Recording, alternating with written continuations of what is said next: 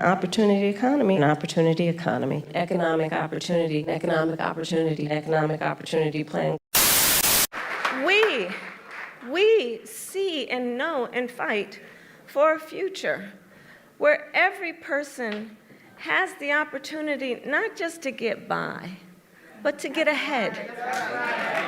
And so we will continue to build what I call an opportunity economy, so that every American has an opportunity to buy a home or start a business or build intergenerational wealth and have a future that matches their dreams and ambitions and aspirations.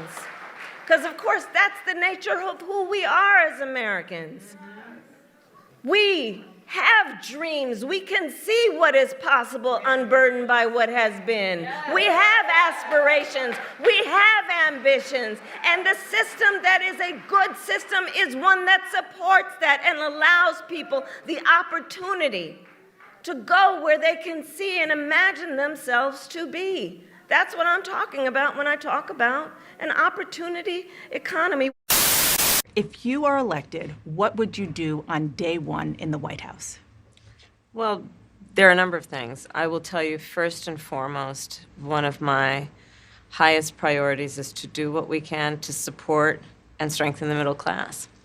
When I look at the aspirations, the goals, the ambitions of the American people, I think that people are ready for a new way forward.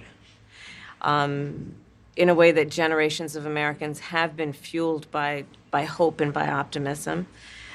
I think, sadly, in the last decade, we have had in the former president someone who has really been pushing an agenda and an environment that is about diminishing the character and the strength of who we are as Americans, really dividing our nation, and I think people are ready to turn the page on that. So what would you do day one? Day one, it's going to be about, one, implementing my plan for what I call an opportunity economy. Vice President Harris, you and President Trump were elected 4 years ago, and your opponent on the stage here tonight often asks his supporters, are you better off than you were 4 years ago? When it comes to the economy, do you believe Americans are better off than they were 4 years ago? So I was raised as a middle-class kid. And I am actually the only person on this stage who has a plan that is about lifting up the middle class and working people of America. I believe in the ambition, the aspirations, the dreams of the American people. And that is why I imagine and have actually a plan to build what I call an opportunity economy. Opportunity economy. At the debate the other night, you talked about creating an opportunity economy. I wonder if we can drill down on that a little bit. When we talk about bringing down prices and making life more affordable for people, what are one or two specific things you have in mind for that? Well, I'll start with this. I grew up a middle-class kid.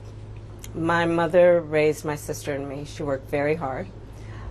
She was able to finally save up enough money to buy our first house when I was a teenager. I grew up in a community of hardworking people, you know, construction workers and nurses and teachers. And I try to explain to some people who may not have had the same experience, you know, but a lot of people will relate to this. You know, I grew up in a neighborhood of folks who were very proud of their lawn, you know, and I was raised to believe and to know that all people deserve dignity. And so my plan for the economy includes what I imagine and believe and call an opportunity economy.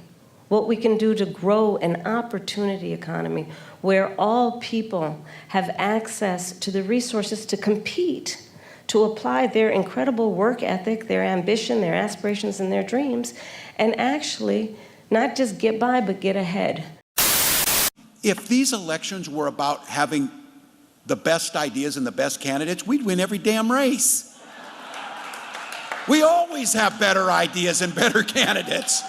The plan to win this thing is we've got the best candidate that we could ever have in Kamala Harris.